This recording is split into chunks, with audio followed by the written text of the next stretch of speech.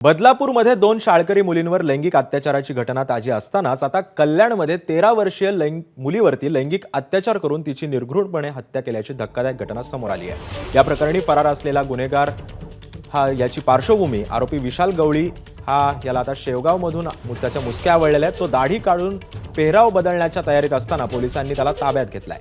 दरम्यान या घटनेत आरोपीला मृतदेहाची विल्हेवाट लावण्यात साथ देणारी त्याची बायको साक्षी गवळीलाही 2 दिवसांची पोलीस कोठडी ठोठावण्यात आली आहे। याशिवाय मृतदेह फेकण्यासाठी मदत करणाऱ्या रिक्षा चालकालाही बेड्या ठोकण्यात आल्या। तसंच रिक्षा चालकाची जप्त करण्यात आली आहे। तसंच या घटनेचा निषेध म्हणून तोंडाला काळीपट्टी बांधून स्थानिकांनी आज मूक मोर्चा देखील काढला होता। या आरोपीला राजकीय वरदहस्त असल्याचा आरोप आता स्थानिक नेत्यांनी सुद्धा केलाय।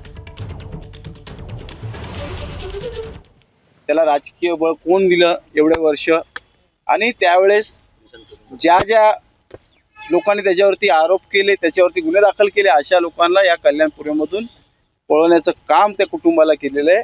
आणि त्यावेळेस पोलिसांनी राजकीय बळी पडून अशा व्यक्तीला त्या ठिकाणी, मला वाटतं की तो जर बाहेरच नसता आला, 5-5 गुन्हे करून जर तो बाहेर नसता आला, तर मला वाटतं ही घटना घडली नसती। दरम्यान चिमुरडीची हत्या करणारा आरोपी विशाल गवळी एवढ्या विकृत मनोवृत्तीचा आहे की त्यानं मृतदेह बाबगावमध्ये टाकल्यानंतर त्याच परिसरामध्ये असलेल्या एका बारमध्ये त्यानं मद्यप्राशन केलं आणि त्याच रात्रीचा एक व्हिडिओ सुद्धा सध्या समोर आलेला आहे। या व्हिडिओमध्ये त्याच्या चेहऱ्यावर या आपण केलेल्या कृत्याचा कोणताही पश्चाताप दिसत नसल्याचं देखील आपण पाहू शकतोय।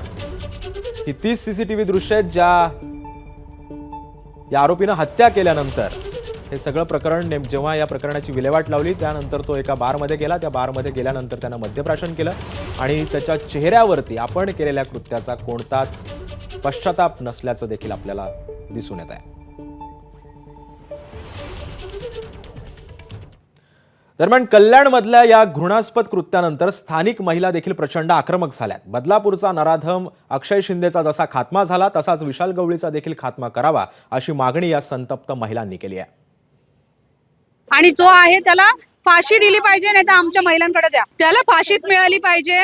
जे आरोपी आहे त्याच्यामध्ये त्यांना सगळ्यांना फाशी मिळाली पाहिजे। या आरोपीला विशाल गवळीला अगदी फाशी झालीच पाहिजे, नाही तर आम्ही बदलापूर पेक्षाही मोठं आंदोलन कल्याणपुरीत आम्ही उभारू। हा इतका विकृत आहे की याची ठेचून हत्या झाली पाहिजे। याला इन्काउंटर, एका गोळीत त्याचं मरण नको, आम्हाला त्याचे तेवढेच हाल झालेले पाहिजे। मौत का बदला मौत, आणि ही तर निगृण हत्या आहे।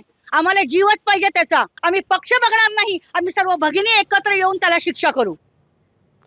दरम्यान कल्याणच्या या दुर्दैवी घटनेनंतर मुख्यमंत्री देवेंद्र फडणवीसांनी नेमकी काय प्रतिक्रिया दिली आहे पाहूयात।